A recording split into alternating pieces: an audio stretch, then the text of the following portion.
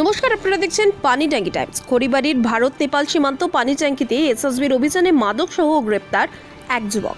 ধৃতের নাম বিজয় রক্ষন, বয়স আনুমানিক 21 বছর। নেপালের ঝাপা জেলার বাসিন্দা তিনি।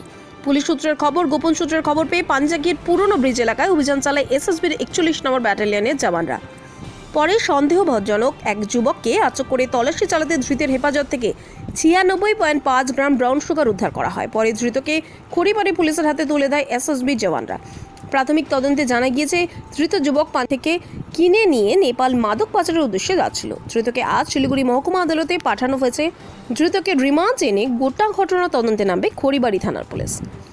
পানিট্যাঙ্কি থেকে উত্তম সিংহের রিপোর্ট, পানিট্যাঙ্কি টাইমস।